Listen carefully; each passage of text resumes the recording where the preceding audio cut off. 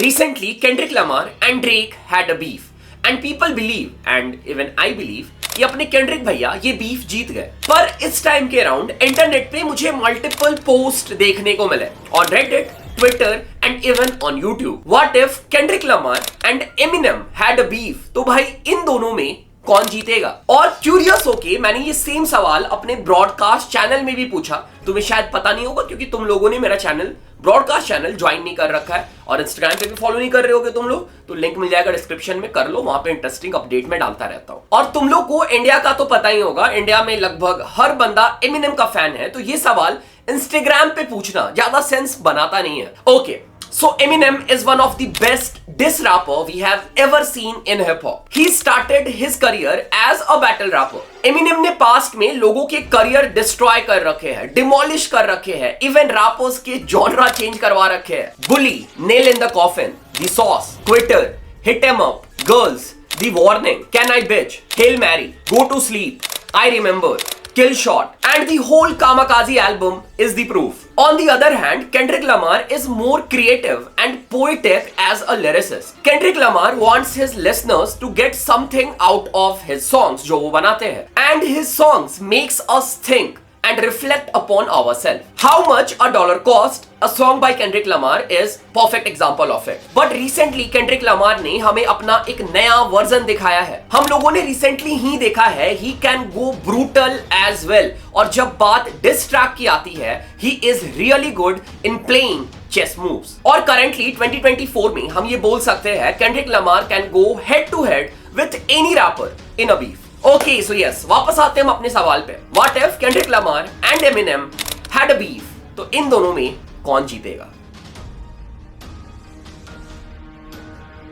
So this is a hypothetical situation. हमें Eminem और Kendrick का बीफ अभी तक देखने को मिला नहीं है और चांसेस कमी है कि फ्यूचर में हमें इन दोनों का बीफ देखने को मिलेगा। पर हाइपोथेटिकली भी अगर हम इस बीफ के ऊपर डिस्कशन करते हैं तो हमें इसके मल्टीपल सिनेरियोस डिस्कस करने पड़ेंगे। जैसे check out this Reddit post जहां पे ये पूछा गया, after tonight who do you think win a battle, 2002 Eminem और 2024 केंड्रिक। देखो, अगर हम करंट एमिनेम और करंट केंड्रिक लमार के बीफ को डिस्कस करें तो शायद इसका कंक्लूजन डिफरेंट हो सकता है, इसका डिस्कशन डिफरेंट हो सकता है, जिसको हम डिस्कस करेंगे थोड़ी देर के बाद। पर 2002 के एमिनेम और करंट केंड्रिक लमार का बीफ दोनों के करंट वर्जन के बीफ से डिफरेंट होगा, इनका कंक्लूजन भी डिफरेंट हो सकता है। और मैं ऐसा क्यों बोल रहा हूं तुम्हें अभी थोड़ी देर में समझ में आ जाएगा। सबसे पहले तो हम इस रेडिट पोस्ट के कुछ कमेंट्स चेक कर लेते हैं कि लोगों का इसके ऊपर क्या बोलना है। एक और बात पे ध्यान देना कि ये पोस्ट हमें एमिनेम के सब रेडिट पे देखने को मिला है, तो यहाँ पे तुम्हें एमिनेम के लिए थोड़ी बायसनेस देखने को मिल सकती है। I think Eminem would win just because Eminem has no problem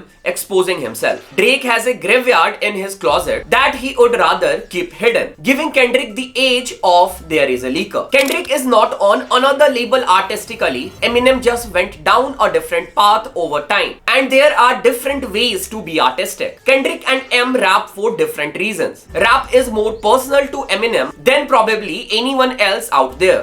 And it's pretty much game over when he is pushed. Kendrick's passion just don't match Eminem's. Tons of recent bias. Eminem is straight up killer.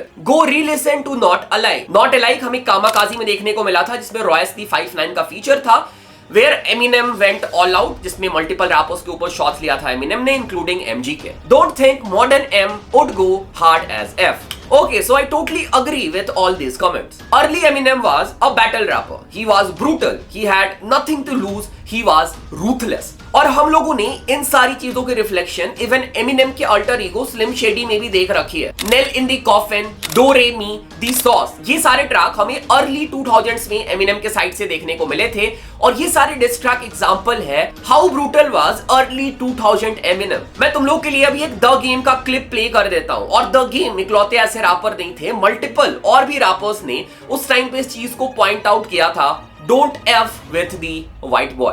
Eminem is the only rapper that nobody ever wants a problem with, including myself, man. Eminem is like the most lyrically insane. Even when I was going at 50 and me and Dre wasn't seeing eye to eye, man, I stayed away from the white dude, because he a problem. You know what I'm saying? I understand it. You know what I'm saying? Like Eminem.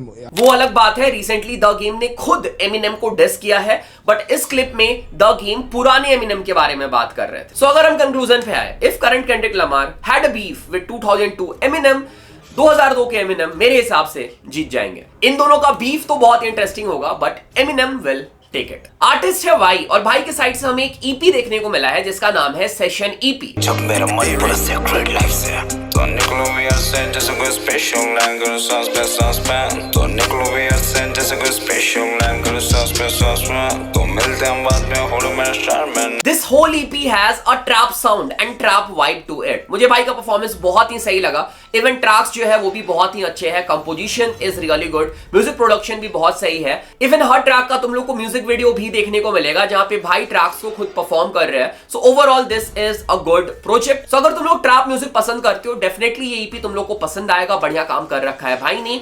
EP का link मिल जाएगा description में, जाओ check करो, और जो भी feedback है तुम भाई को दे सकते हो, और मेरी तरफ से भाई को ढेर सारा प्यार देना।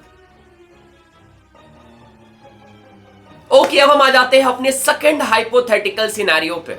What if 2024 Kendrick Lamar has a beef with 2024 Eminem? दोनों के करंट वर्जन का अगर बीफ होता है तो फिर कौन जीतेगा? इसके लिए मैं रेफर करूंगा एक ट्वीट को जहां पे एग्जैक्टली ये सेम चीज डिस्कस किया गया है। पहले हम कुछ ट्वीट्स चेक कर लेते हैं। It would be good, I am 50-50। Kendrick will lose the point if he mentions skin colour and the culture vulture, at least for me.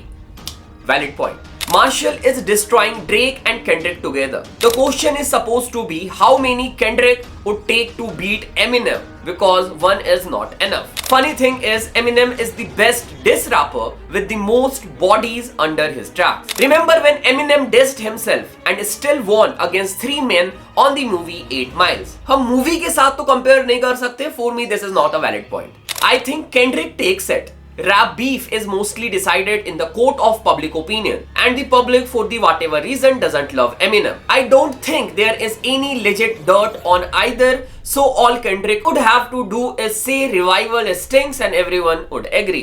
So अगर हम लोग current Eminem की बात करें, Eminem right now is really changed as compared to 2002 as an artist, as a person. So अगर इन दोनों का beef currently होता है, I feel Kendrick Lamar will go all out जैसा वो ड्रेक के साथ बीफ में गए हैं, और एमिनेम शायद उतना ऑल आउट नहीं जाए जितना वो पहले जाया करते थे। पर इसके बावजूद इट्स आइदर 50-50 और I will say Eminem will win.